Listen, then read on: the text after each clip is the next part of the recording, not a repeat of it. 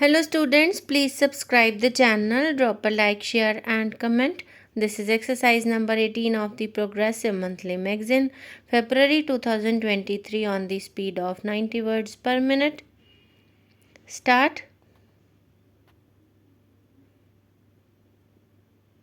I have great pleasure in welcoming you to this seminar to discuss the contribution of Gandhian outlook and techniques to the solution of tensions between and within nations. I am particularly happy that so many distinguished men and women from so many countries have responded to our invitation. The subject for their deliberations is one which is of overriding importance in the modern world and immediately concerns all individuals of all nations.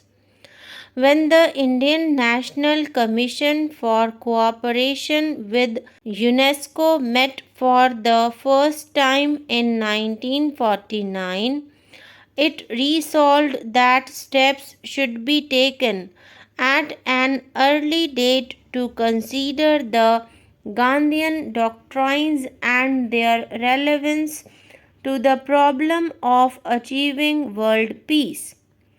UNESCO, which is concerned with the creation of an international outlook and the promotion of friendly feelings between different nations, was naturally greatly interested in the proposal.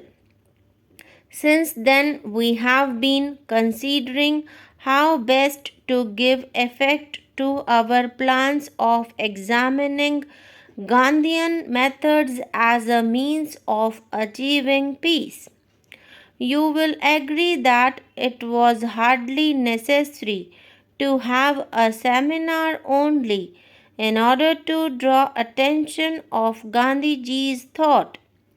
His ideas have been before the world for many years and are already a part of the intellectual heritage of modern man. In view, however, of the crisis which threatens the world today and the danger of war, which is always in the background of our minds, it seems specially appropriate to consider Gandhiji's methods so far as they provide an alternative to war and promise a solution to international problems.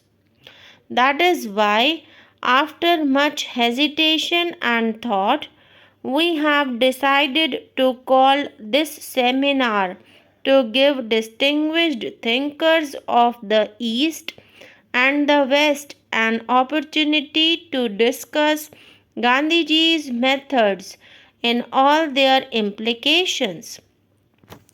I am keenly conscious of the stupendous nature of the problem and also of how a solution has until now baffled the efforts of man.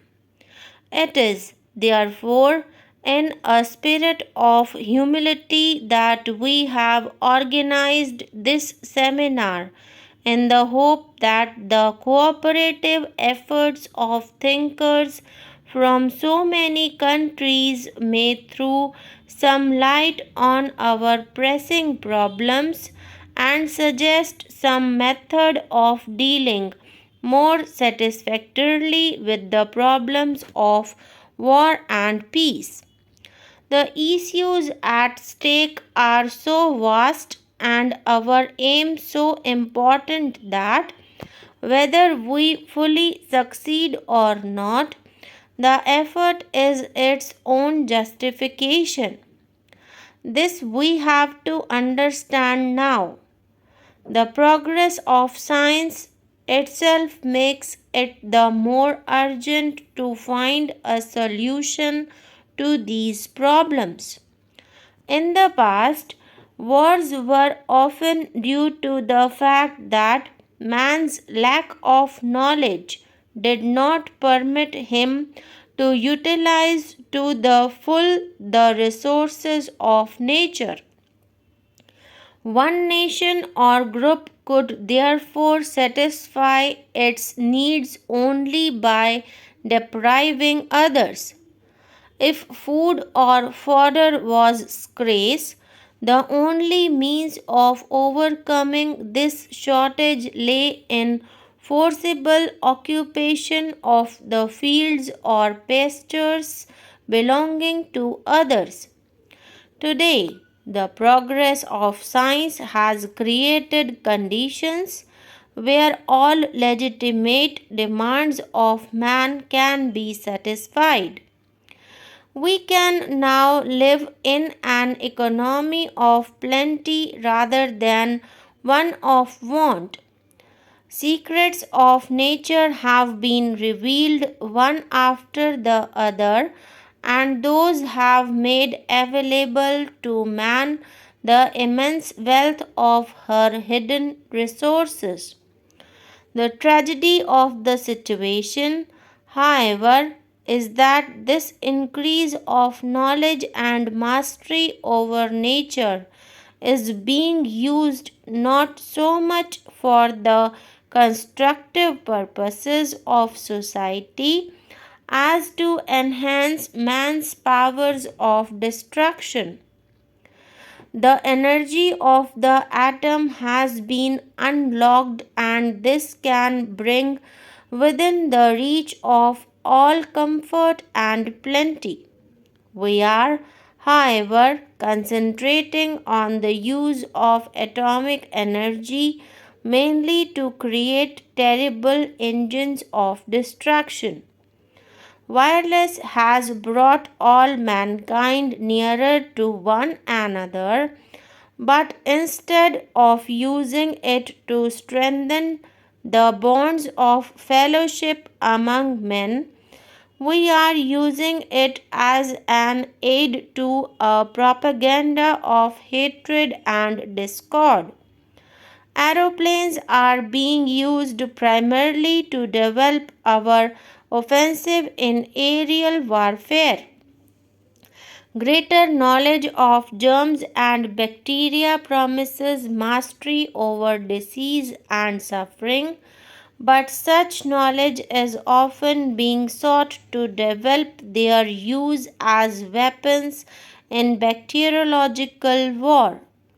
Not that these discoveries have no beneficent use, but such use seems subsidiary to the main purpose of employing them as weapons for the destruction of humanity. Since the beginning of this century, technological and scientific developments have tended to make war and peace coextensive with the whole world. In the past, some problems may have been solved by war. In any case, such wars were confined to a section of the world. Today, it is clear that no problem can be solved by war. If an attempt is made to solve any problem by means of war, the consequences extend beyond the frontiers of the nations concerned and involve all mankind. Wars have reached a stage where they only succeed in intensifying the hatred between nations and leading to new hatreds. Thus, the only consequence of war today is to enhance the impulse to revenge and destruction to become a basis of conflict.